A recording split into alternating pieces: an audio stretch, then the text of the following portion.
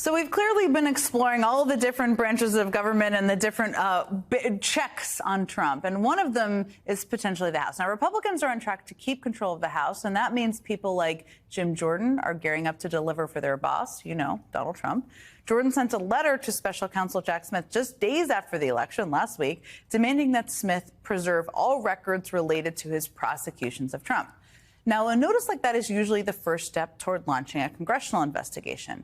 And when asked about it yesterday, he notably did not rule out calling on Smith to testify. So I think we can all guess where this may be headed. We'll see. But when it comes to Trump's intentions, Jordan insisted that he doesn't think the incoming president will actually try to prosecute his perceived enemies, despite, of course, Trump's promise to prosecute his enemies repeatedly. Now, that would all be quite a welcome surprise if that happened. But then you listen to people like Mike Davis, a conservative lawyer and close ally of Donald Trump's. Just listen to how Davis threatened New York Attorney General Letitia James, who won a massive civil judgment against Trump for business fraud just earlier this year. Let me just say this to Big Tish James, the New York Attorney General. I dare you to try to continue your lawfare against President Trump in his second term, because listen here, sweetheart, we're not messing around this time. And we will put your fat ass in prison for conspiracy against rights. And I promise you that. First of all, that guy sure seems like someone you'd want to bring home to mom, doesn't he? Well, that same gentlemanly fellow has reportedly been floated for the job of attorney general. We will see. And Trump has said publicly that he wants him to serve in a, quote, very high capacity, regardless of what that is. So look, we should all be ready to believe Trump's own words when he promises an agenda of so-called retribution. Though I have to say the word is a misnomer in this context. Retribution implies that the people holding Trump accountable were wrong to do so, and they most certainly were not. Joining me now is someone who is in Congress. He will have a big role, Democratic Congressman Dan Goldman of New York, who sits on the House Judiciary Committee. It's great to see you. Let me just start with Jim Jordan. I mean, he's pretending, I guess, that we all haven't watched the last 8 years transpire. But what are you and other Democrats in the committee preparing for? Because this is part of what you're doing in this stage, right? In terms of the possibility of law enforcement officials like Letitia James or Jack Smith or even others being called to testify. Well, first, it is an absolute disgrace that Donald Trump seems like he's going to escape accountability for his federal cases because of the DOJ policy that DOJ cannot prosecute a sitting president. This was very clearly what Trump's primary goal was in running for president, was to evade that accountability. And already we've seen indications from Jack Smith that he's going to do that. But it does not mean that we should not get a full accounting of the conduct, including in a report. And I agree with Chairman Jordan. We should know everything about this investigation. We should know whether or not there was any coordination with the Attorney General Garland or President Biden. Remember, this is the Biden Department of Justice that prosecuted President Biden's son, Hunter Biden. So this notion of lawfare or weaponization is pure projection and total bunk. But I agree. I think that Congress's role is to understand everything about the special counsel's investigations of Donald Trump. And so I do hope Chairman Jordan goes forward with that investigation. Now, I have talked to you a lot on this show. I'm not sure I've ever heard you agree with Jim Jordan, but this is a time for that. It does feel like you may have slightly different objectives here in terms of what you want to get down to the bottom of with Jack Smith. My bet is he's a pretty effective person during a hearing. You may get to the bottom of what actually happened here and really clear up some absurd conspiracy theories. Could it backfire for Jim Jordan? I mean, there might be stuff he doesn't want out there. Probably will be stuff. Well, look, I mean, they've made all sorts of allegations, Jim Jordan and Donald Trump and everybody else, that this is a purely politicized investigation. Both investigations are, and that it is just to get Donald Trump, the political opponent of Joe Biden, If that's the case, once the special counsel's investigation is over, there is no reason for the special counsel or the Department of Justice to withhold information from Congress. And it is incumbent upon Congress to get that information. That's what they did with Special Counsel Durham. That's what they did with Special Counsel Robert Mueller. That's what they did with Special Counsel Robert Hur.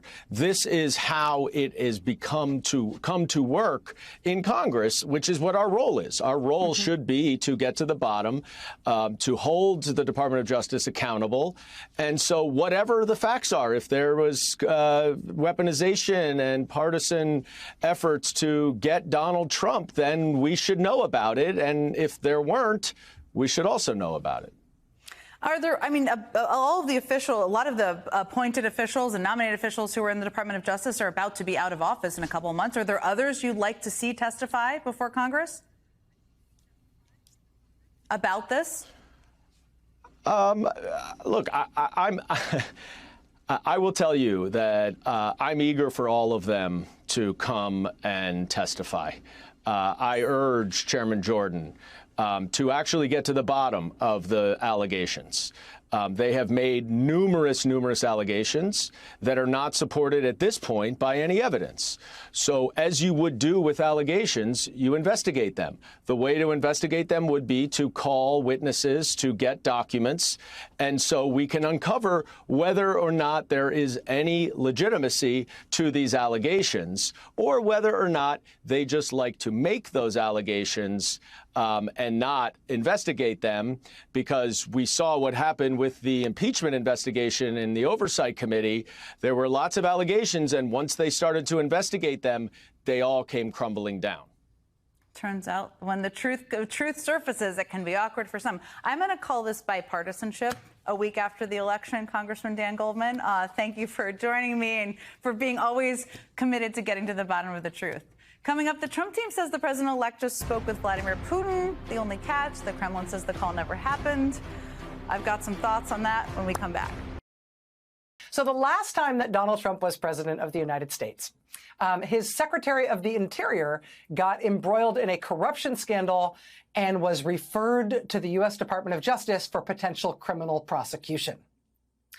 The last time Donald Trump was president, his Secretary of Transportation also got embroiled in a corruption scandal and was referred to the Department of Justice for potential criminal prosecution.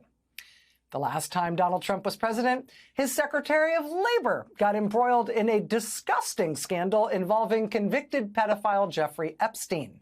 A federal judge ruled that Trump's labor secretary had broken the law in that scandal, and so the labor secretary was referred to the Office of Professional Responsibility at the Justice Department. He ended up resigning in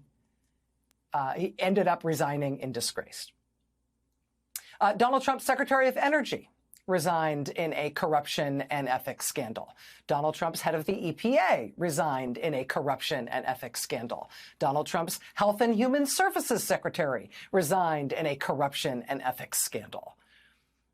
And I mean, any one of these cases is like a teapot dome-sized scandal, right? Used to be if you had one cabinet official involved in a big ethics and or corruption scandal that forced them out of the job or led them to, to being referred for criminal prosecution, even if you just had one, that would be enough to brand your whole presidency a disgraced and scandal-ridden mistake. I mean, Warren G. Harding. What is remembered about the Warren G. Harding presidency? I mean, maybe you got three things you could remember. A, died in office. B, had an affair. C, teapot dome scandal.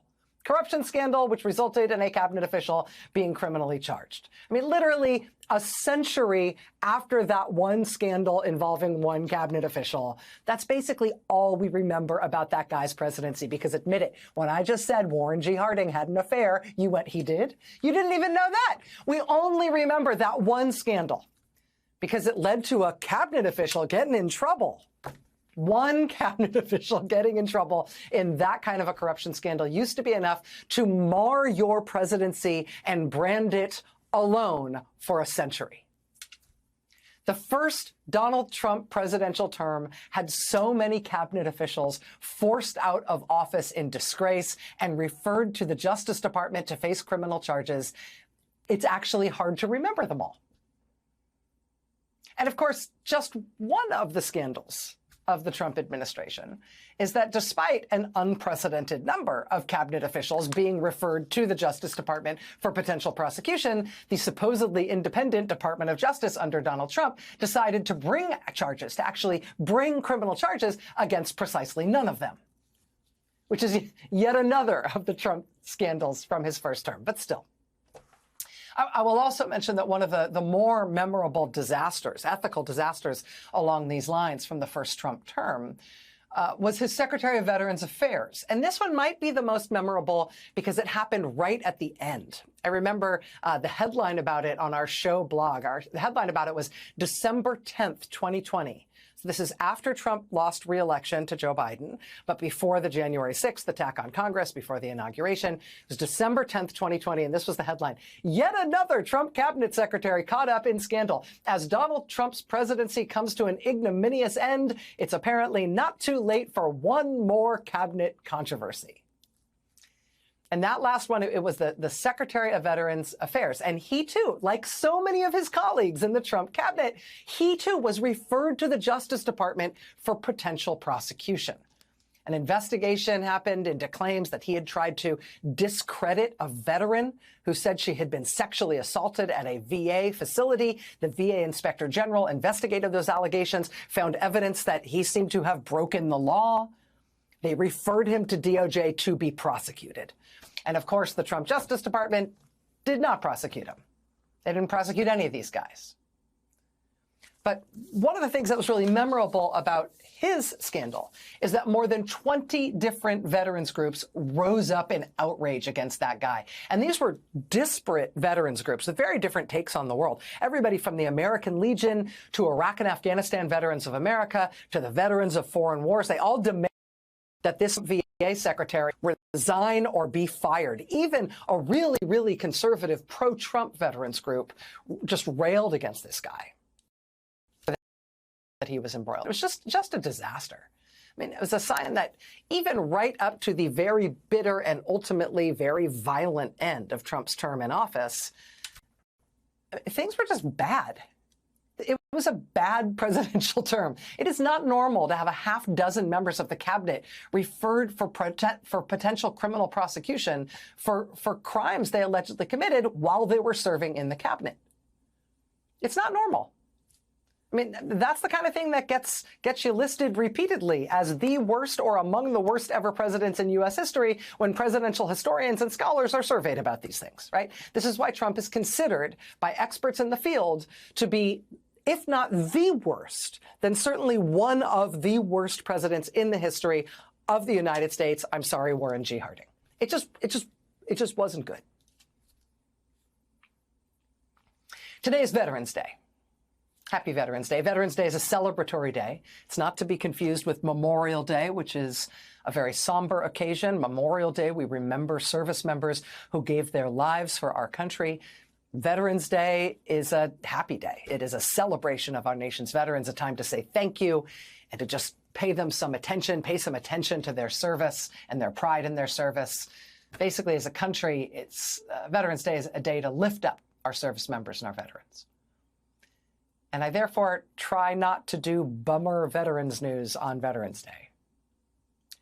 But today, the news is that Donald Trump, for his second presidential term, has brought back that guy, that last cabinet official with the last scandal, the guy who was referred for criminal prosecution right at the end of Trump's first term in office after a scandal-ridden tenure at the VA. And this time, Trump has brought that guy back to lead Trump transition efforts for the entire military, for the entire Defense Department. Former VA secretary, who was referred to the Justice Department for criminal prosecution at the end of his term, to lead Trump's Pentagon transition efforts. At a time when the United States of America is looking to the U.S. military for assurances that they won't deploy against American civilians the way Trump has threatened he will order them to do. The guy who's in charge with staffing up the Defense Department leadership for the military, making sure we've got all the best, most ethical people there. It's the guy who left office last time under Trump while his, quote, possible criminal conduct was under investigation by federal prosecutors. Good times. There's been a flurry of announcements and news about Trump staffing up for his second term in the past 24 hours. He really is bringing back that guy to choose the staff and leadership of the U.S. Defense Department. It's just been reported by the New York Times that Florida Republican Senator Marco Rubio, who once memorably cast aspersions on the size of Donald Trump's genitals in a presidential debate. The New York Times is first to report that Senator Marco Rubio will be Donald Trump's choice for Secretary of State. NBC News has actually just confirmed that news as well, just in the last couple of moments. It is on the front page of the New York Times as we speak. Marco Rubio, the expected choice by Donald Trump to be his Secretary of State. We did learn for sure this evening that Trump is choosing for his national security advisor another Republican member of Congress, Congressman Mike Waltz of Florida. After Congressman Waltz helped in the effort to try to overthrow the U.S. government and keep Trump in power after he lost re-election in 2020, you might remember, this was an amazing Florida story, you might remember a very unusual apology being published by Congressman Waltz's hometown paper, the Orlando Sentinel. It was an apology to their readers for having endorsed Mike Waltz for re-election. They apologized for having endorsed him after he tried to help Trump overthrow the government. Mike Waltz has also distinguished himself by claiming that Trump was not responsible for January 6th. He also has proposed that Dulles Airport should be renamed Trump Airport. So clearly, Congressman Mike Waltz has checked all the boxes that he needs to be national security advisor in a second Trump presidential term. Today, we also learned that Tom Homan will be in a job that Trump is apparently calling border czar. Remember when Republicans used to maintain with a straight face that it was a huge scandal? It was evidence of communism to call anybody the czar of anything in the U.S. government? Well, Tom Homan will be Trump's border czar. Tom Homan is the architect of the policy that had the U.S. government deliberately and systematically taking little kids away from their parents and not giving them back. He also spent this interregnum period, while Trump's been out of office, barnstorming the country, bragging about how he's going to be the man who will mercilessly come after immigrants if and when Trump gets back into power. Is there a way to carry out mass deportation without separating families? Of course there is. Families can be deported together. They ain't seen yet. Wait till 2025. Trump comes back in January. I'll be on his heels coming back, and I will run the biggest deportation operation this country's ever seen. I'm sick and tired of hearing about the family separation. And no, I'm still being sued over that, so come get me. I don't give a right? I don't give a what anybody says. Trump comes back, I come back.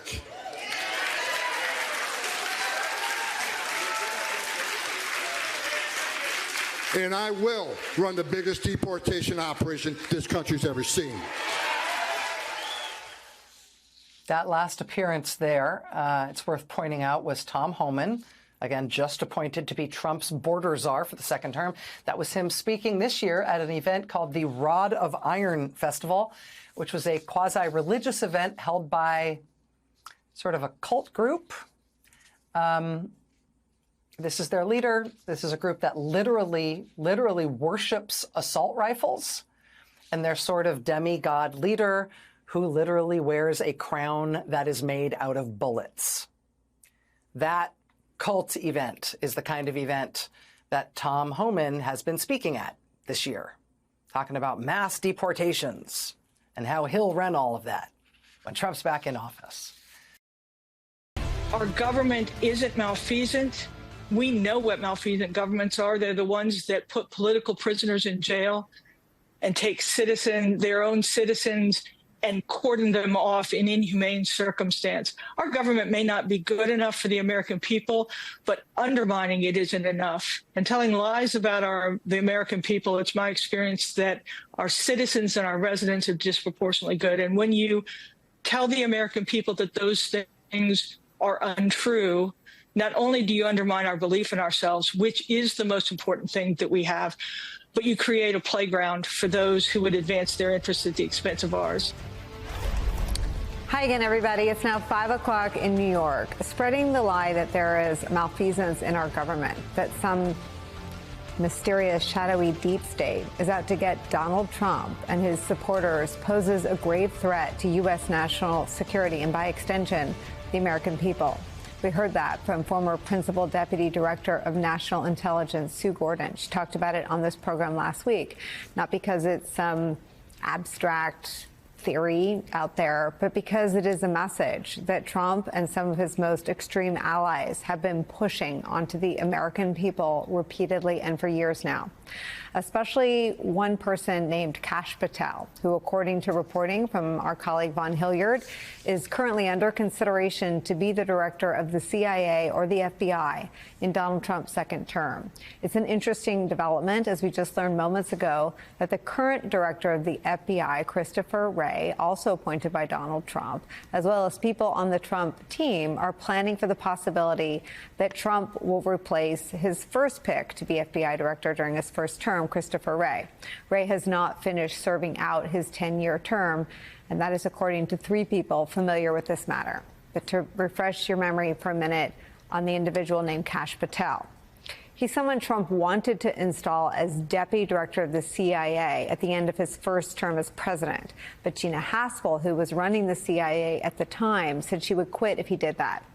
Kash Patel has since written a book called, quote, Government Gangsters, which, as ABC News reports, calls for a, quote, comprehensive house cleaning at the Justice Department and an eradication of government tyranny within the FBI by firing the top ranks and prosecuting to the fullest extent of the law anyone who in any way abused their authority for political ends.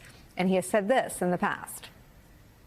The one thing we learned in the Trump administration the first go around is we got to put in all America patriots top to bottom. And we got them for law enforcement. We got them for intel collection. We got them for offensive operations.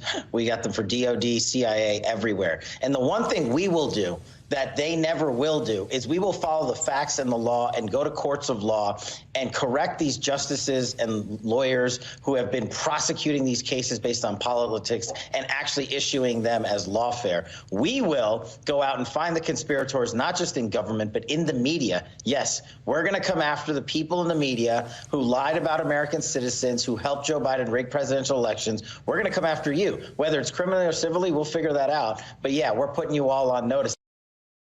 Ooh. They're going to go get the people who lied about the results of the election. We hope he means in 2020 and incited people to commit crimes at the U.S. Capitol. We hope he does that. Anyone that lied about the results of the 2020 election and inspired their own people to carry out crimes and chant "Hang Mike Pence," those people should meet the fate that Kash Patel describes there in that interview.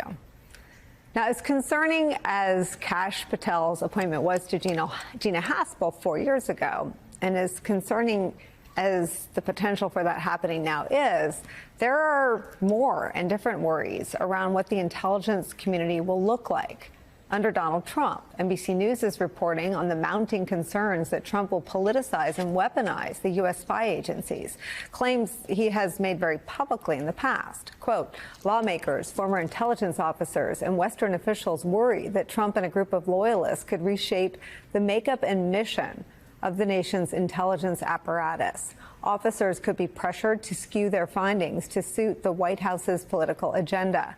Allies might scale back information sharing due to Trump's cavalier approach to secrecy. And in a worst-case scenario, the spy agencies could be converted into tools of retribution against domestic political opponents, the former officers and others say. Meanwhile, the president-elect has been fielding calls from foreign leaders. The Washington Post is reporting that Trump spoke with Russian President Vladimir Putin on Thursday, their first call since Trump's win, according to what the Washington Post called, quote, several people familiar with the matter. Russia is denying that that call took place, and Trump's team tells NBC News this, quote, we do not comment on private calls between President Trump and other world leaders. So there's that. The New York Times is also reporting that South Korea is worried Trump and Kim Jong-un will soon be exchanging what Trump called love letters once again, a situation that could put the safety of our ally South Korea at risk. All of this is where we start the hour with former Chief of Staff at the CIA and at the Department of Defense. Our dear friend Jeremy Bash is here. Jeremy, where do you want to start? Should we start with Kash Patel and his future atop either the FBI or the CIA? What would you think? Hey, Nicole. So first, I want to start by saying, as you've said, today's Veterans Day, and today's a day when we honor the service and sacrifice of those who have served our nation in uniform. It's also a good moment to remember the people who have paid the ultimate sacrifice for our freedom. And I say that, and I start there, because I want people to know that the people who wear the uniform of our country, the people who serve in our intelligence agencies, the people who are the career foreign service diplomats serving our departments and agencies, they're not part of any political party. They're not part of a regime. They don't have a loyalty oath to a person or to an agenda. They're not even part of a loyal opposition. They are completely nonpartisan, and that's the way we want it to be. And I think the only thing I would maybe label all of those people, and I put myself proudly in this camp, is we're institutionalists. We truly believe that the institutions of our government, when deployed and used in a nonpartisan, nonpolitical way, serve the best interests of all Americans. And I actually think, Nicole, as you were assessing at the top of this show, how the Senate will consider the nominations of certain national security professionals, I actually believe that there are a lot of Republican senators, and I put John Thune, John Cornyn, Mitch McConnell, incoming Senator Dave McCormick, in that institutional bucket as well. I believe that they will want to see people leading these departments and agencies who will speak truth to power, who will be faithful to the ideal of nonpartisanship. Yes, we need to have civilian control of the military. That's an important principle. We should unpack what that means in the context of a Trump administration. But I want people to know that the good people at CIA, the good people in the Director of National Intelligence, the good people at the Pentagon are not some deep state. They're not going to pursue some political agenda. They just don't have it in their DNA. They don't do it. And they're going to be really working for the interests of all Americans. Jeremy, 8 years ago, I would have left it unremarked what you just said about Mitch McConnell and Mr. McCormick, and I don't know who else you lumped in there, John Thune. But I think we're too late into the Trump story to hope for people who know better to do better.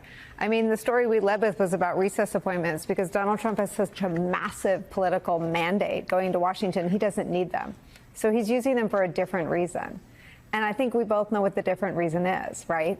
I mean, are you really pinning the preservation of these institutions you and I both revere on Mitch McConnell and John Thune growing a spine? Well, Nicole, do we have a choice? I mean, that's the point, which is part of being institutionalist means you believe and subscribe to the view of separation of powers in our constitutional system.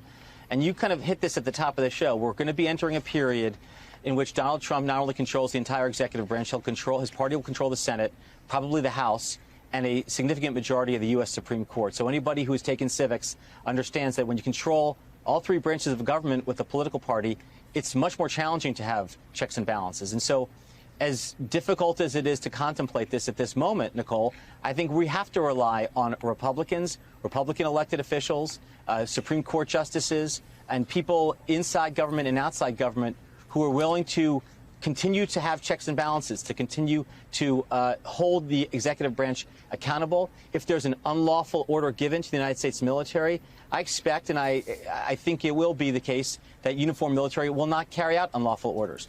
If these people try to politicize the work of the Central Intelligence Agency, I know the people who work at the Central Intelligence Agency, they will not allow their work to be politicized. They will speak the truth, and the truth will set them free. That's emblazoned on the wall of the original headquarters building at Langley. There's a kind of a mode of operating, a view, a loyalty to the Constitution that honestly is bigger than any other idea of who's in power, who's your commander-in-chief, who's calling the shots in the executive branch. And I think we can have faith in people who believe in these institutions. Joining me now is Maria Teresa Kumar, President and CEO of Voto Latino, and Tom Bonier, political strategist and senior advisor for Target Smart. Thank you both for being here. Tom, I do want to start with you to just go through some of the basics on the numbers. Well, we still have our exit polls, but I don't know if you have like data that you can throw on top of it. Let me just put up the big picture. Donald Trump won white voters overwhelmingly, 57-41. Black voters, nope, didn't move. Black men stayed exactly where they were before. Asian Americans still went majority Harris, 54-39.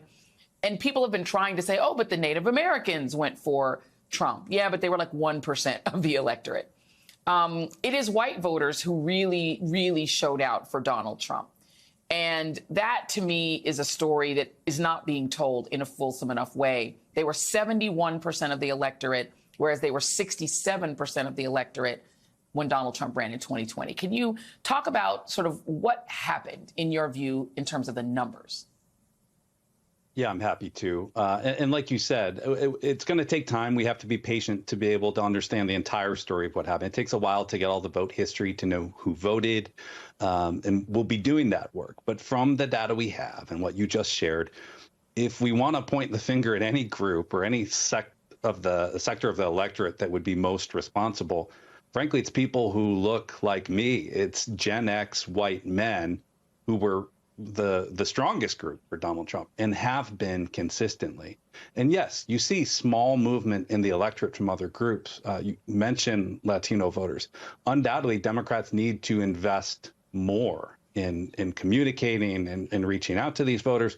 But in terms of who is responsible, we're pointing the finger in the wrong direction if we're looking at voters of color. And Maria, I wanted to have you on, Maria Teresa, MTK, we talked about this weekend. I mean, there has been a super focus on Latino men, and they did go, those who turned out, did go majority Trump. But isn't the those who turned out part important? Because what we saw is that Trumpier people turned out in general.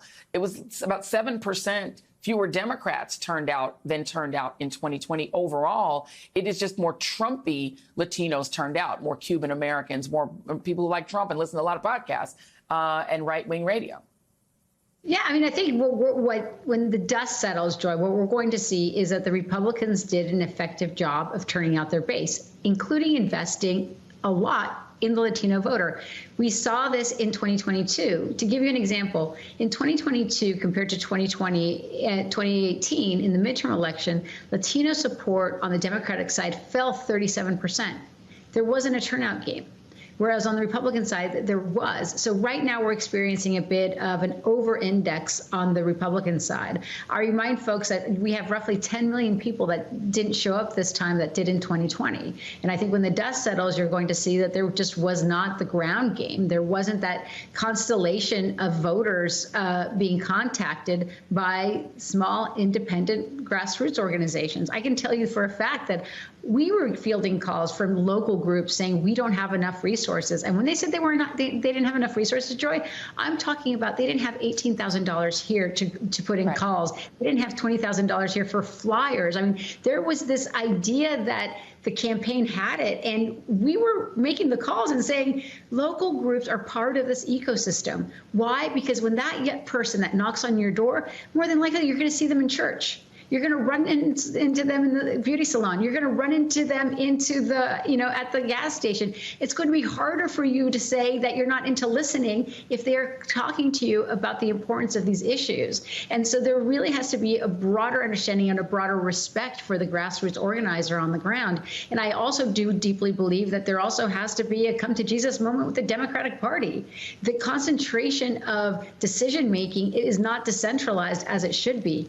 If you want to take a message from the Republican Party, they decentralized their messages a lot. They decentralized it through podcasts you mentioned. They decentralized it through churches. They decentralized it everywhere to ensure that there was a constant ecosystem. And in this case, that wasn't what was happening. And I keep reminding folks, the people that brought the Democratic Party to the dance in 2018, in 2020, in 2022, the fact that they were grossly underfunded, that is an oversight, but it was also a gross miscalculation.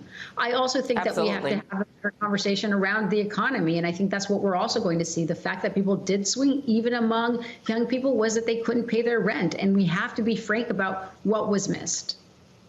Right. I mean, a lot of misinformation and was believed by voters who were at lower propensity voters. But I want to come back to you, Tom, because there are a couple of myths that I feel like need to be dispensed. One of them is people are focused on the fact that in all of these swing states, in most of them, the down ballot Democrats did really well. In some cases won, but Kamala Harris lost. What was this undervote? Can you explain why there are places where it seems that people only voted the top of the ticket?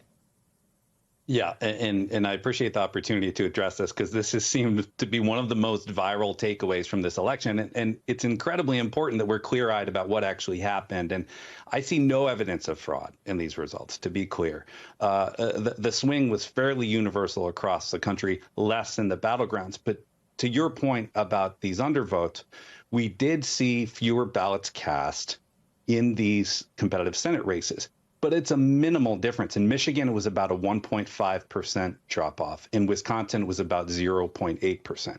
We know that Donald Trump has had this somewhat unique phenomenon where his votes aren't necessarily transferable to the Republican candidates down ballot who are trying their best to look and sound like him. We saw that in 2022.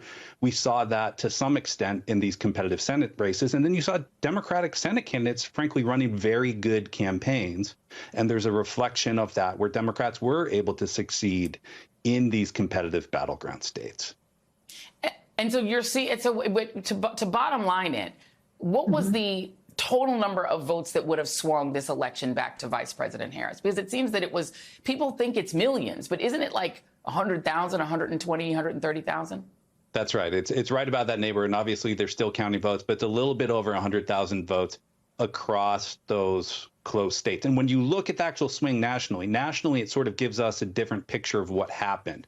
Seems that Democratic turnout was more depressed from a national perspective, where outside of the battleground, Vice President Harris, the margin dropped by almost 8 points relative to President Biden's margin. But within these battleground states, the difference was about 3.3 points, meaning it was substantially closer. And that's a margin. So we're talking about her running really about a 1.5 behind President Biden from 2020.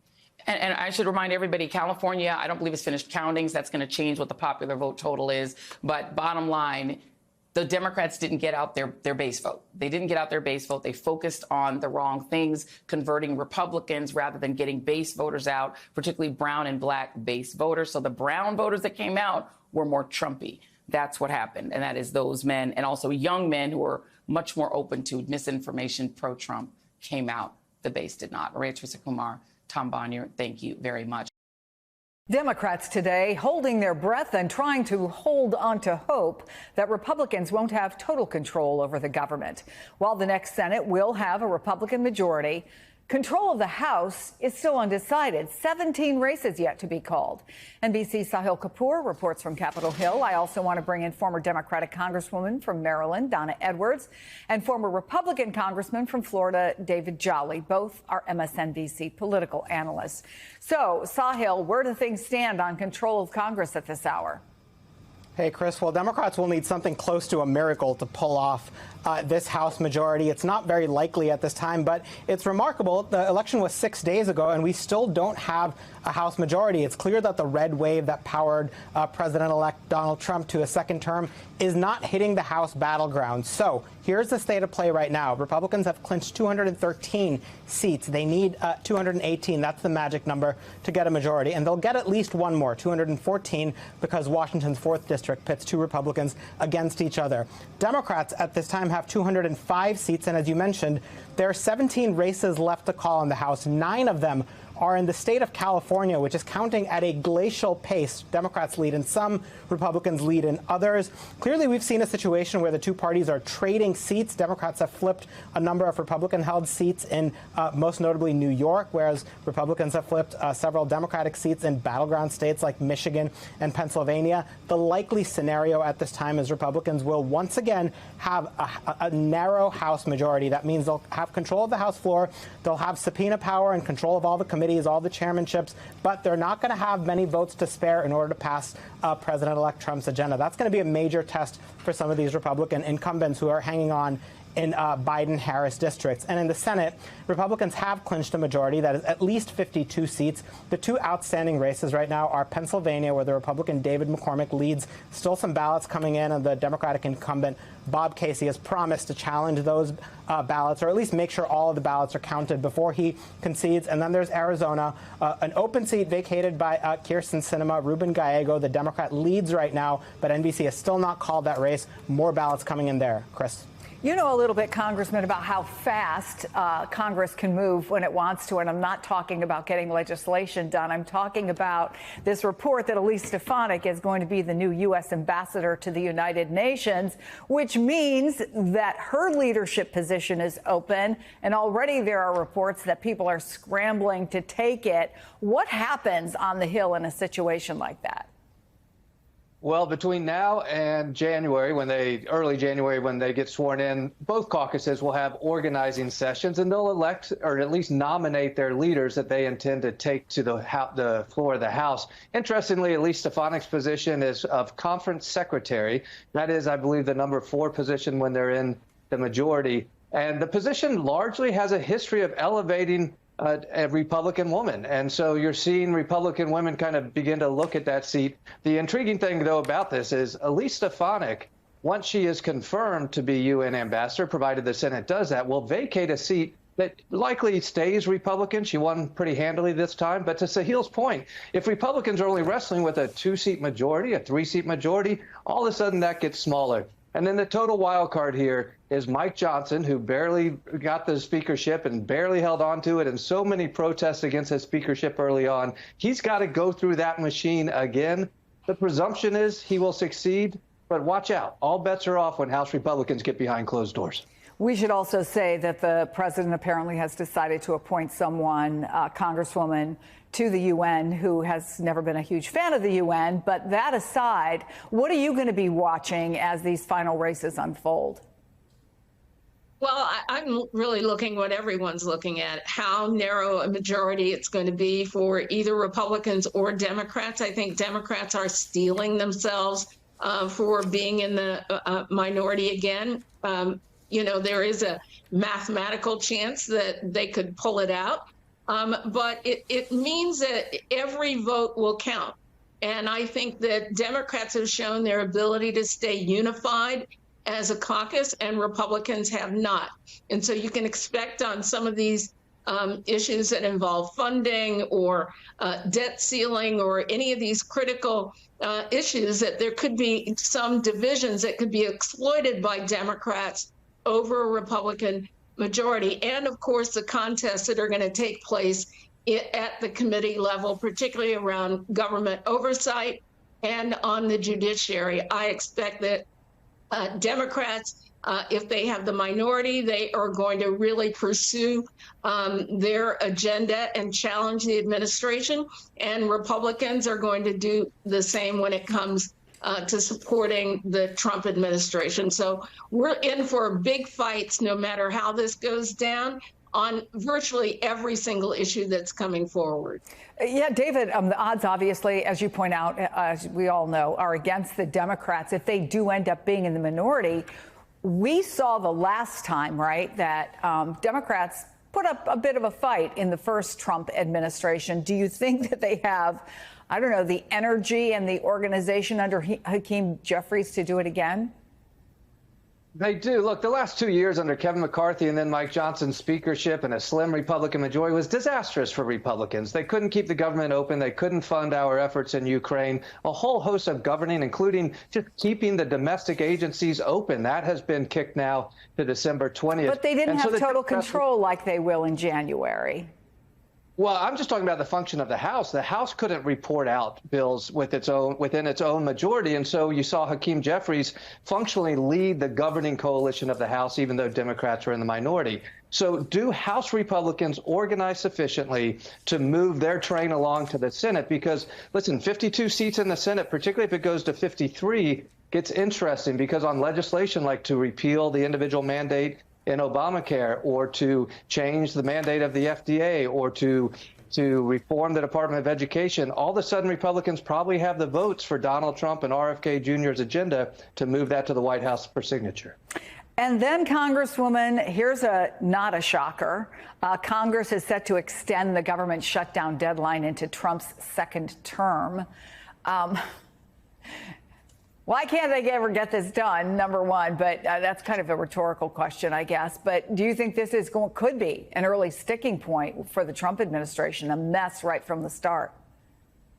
Well, I think it could be very sticky for the Trump administration because you do have forces, much more conservative forces within the Republican Party, and certainly in the House of Representatives that are going to want to do a slash and burn on federal spending.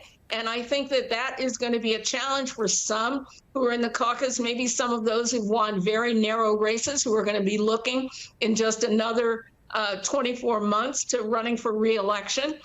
So this could be a real challenge for the administration. And I think, as David said, just keeping the trains running, Republicans don't have a great history on that. And I would expect that Democrats are going to give them what for when it comes to doing the basic mechanics of government.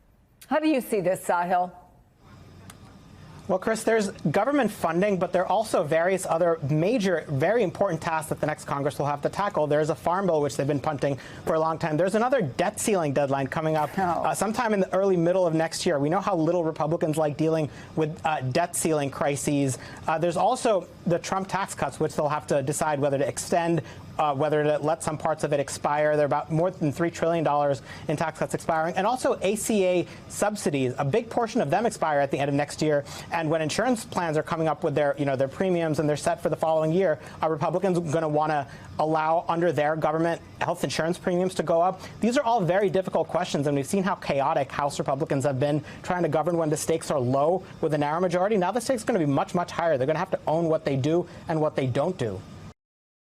Joining us now, MSNBC political analyst and former Secretary of Housing and Urban Development, Julian Castro, and Maura Gillespie, who was an advisor to former House Speaker John Boehner.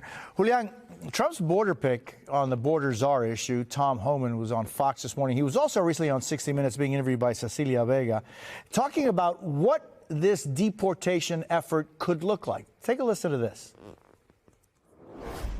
I've seen some of these Democratic governors say they're going to stand in the way. They're going to make it hard for us. Well, a suggestion: if you're not going to help us, get the hell out of the way, if we're going to do it. So if we can't get assistance from New York City, and we may have to double the number of agents we send in New York City because we're going to do the job. Is there a way to carry out mass deportation without separating families? Of course there is. Families can be deported together. Julian, how do you see this, and realistically, how much of this do you think could actually be carried out? Well, I mean, this is a guy who was the architect of family separation, the former acting ICE director. This time he comes back with even more experience in these years to gather more cruel ideas, and also, I think, more of a green light from Donald Trump and less people around him who are there to stop the worst impulses that he and Donald Trump have. And also, let's add people like Stephen Miller. So this is a very experienced crew. You can tell there, even from the sound bites, I said, this is a guy with a cowboy attitude that constantly dehumanizes people who are simply seeking a better life in the United States. And it's particularly disturbing that he does that with children, who are not making a decision about whether to come here or not. Now, it is going to be more possible for them to get things done, I think, in this administration, at least at the outset. They have said that from the beginning, they're going to try and initiate the largest deportation effort. They have a Supreme Court that is more willing, I think, to go along with administrative actions on their part. And so it's going to require a lot of pushback. And at the same time, there's a danger in the American population that there's fatigue from resisting and pushing back. So these first couple of weeks, I think, are going to be crucial to see whether there's going to be that sufficient pushback and will to stop what would be a very cruel exercise in federal policy, and I think ultimately decimate the American economy if it's carried out. And Maura, I mean, there's also the reality, the political reality that with the election of Donald Trump, a significant number of voters supported what Trump was promising. I mean, this deportation plan was among Trump's main campaign promises. What are the political risks, whether he carries this out or not? He also did get a large portion of a Latino vote. So I think it's important to remember that there is also concerns about, when we talk about humane treatment of human beings and of the people who emigrate here. Both my grandfathers emigrated here to seek a better life. And so I think that when you talk about it from a humane aspect, it has to be the land of hope and opportunity, but we can only be that with law and order. And so it's been largely viewed as we have a crisis at the border. And when you have people who are committing crimes, they should be deported. Right. So I think that was a pretty general sense among the population, that was a common sense reaction and a proposal to put forward. I think it's, like you both said, it'll take time to see what really pans out as far as some of the more extreme things that Tom Homan has said. But I am hopeful that step one will be to, deport those who have committed crimes as far as murder and things of that nature, and then move forward from there with a more pragmatic approach to how we handle our border security. Yeah, but I mean, Maura, the fact of the matter is that if you just look at numbers, and let's look at it from a cold perspective, not taking any political position at all. If you are talking about creating the largest deportation force in American history, and you're talking about deporting the criminals, the rapists and murderers, the numbers there would not seem to match. In other words, I don't think there's anybody who says that if you are a criminal in the United States and that you do not have the legal standing to be here, then you should be prosecuted and deported, but jailed as well. It's just what you do going after that process. And more, I think that when you're talking about the largest deportation force in history, that seems to imply more than just X amount of thousands of people who are criminals. And I don't disagree with you. I think that rhetoric isn't helpful, and it certainly doesn't give us it gives us a more dark and damning kind of look at the future. But when you're talking about those who have been imprisoned or did get arrested for the murders they committed, we've seen several cases come out that they were released. And so I think that because border security has been so overwhelmed, we do need to reassess that situation. And the Biden administration was too slow to do that in a large way. And maybe they didn't have the resources, but realistically, the country voted because they felt as though both economically, but safety was a concern of theirs. And I do think that the rhetoric that is being used isn't helpful. We don't need to make blanket statements about an entire population of people here. But I do think that the concerns were, again, expressed on Election Day, that this is a concern that people have and needs to be addressed by our administration. Whoever is in power needs to put our security as a focus. And Julian, I mean, and I keep thinking, I was just commenting on this morning, how, this is something that you have been talking about for years. And I just think of your participation in the debates in 2020. I mean, the issue, right, of migration, immigration, comprehensive immigration reform. There are so many different parts to this picture. And I'm just wondering, where is it that people just got it wrong? Why? It's such a surprise for so many, these decisions of voters this last election. You've been talking about it forever. Where did people just not hear this? Well, I mean, I think you look at the progression, right? Mitt Romney, I think it was in the 2012, one of the 2012 Republican debates, gets laughed off the stage essentially when he talks about, or maybe it was 2008, self-deportation. So you go from that to, in 2024, in those 15, 16 years, basically Donald Trump espousing mass deportation of millions and millions of people, many of whom who have been here and who have been law-abiding since they got here. And folks are saying that that's suddenly okay. I don't think that the American public is going to respond well if mass deportation actually starts happening. In other words, on paper versus the reality of it, families being separated, children being sent to camps before they're sent to a country they didn't even know.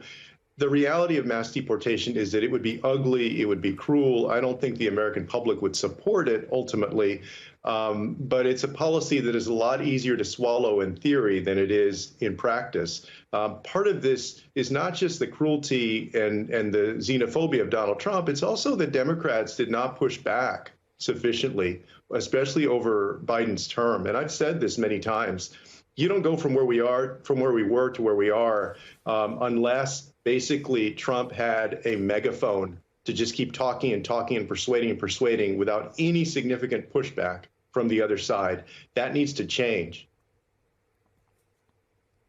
Maura, meanwhile, Congresswoman Stefanik will be serving in the post that Nikki Haley held under the first Trump administration. The weekend, Trump stated he is not offering Haley a spot in his administration or Mike Pompeo. What does this tell you? What's the message that Trump is sending? He's certainly getting a lot of influence from Elon Musk, Tulsi Gabbard, RFK Jr., who have been very vocal about not wanting to be involved in what is happening in other countries. So I think he was sending a message, one, that he heard them and was going to make sure that Pompeo and Haley weren't part of his administration. But also, I mean, think about what Haley had said about him during the Republican primary for the nomination to be president. She said a lot of things that Donald Trump does not forget. And he, again, has said time and time again that loyalty is his number one credential and requirement for any positions he posts. And while I think for a lot of us that does give us cause for concern, I think that we have to give it some time. And there will be a referendum, in 2 years where voters can say whether they liked these first 2 years or not. We also have checks and balances. So I think it's important to keep some of that in mind as we share some concerns about the rhetoric being used and some of the promises that he has made. He's not always going to follow through on them. So again, I just think that some of these appointments or some of these names being floated maybe won't get through, or maybe they're just being said to appease some people on the far right.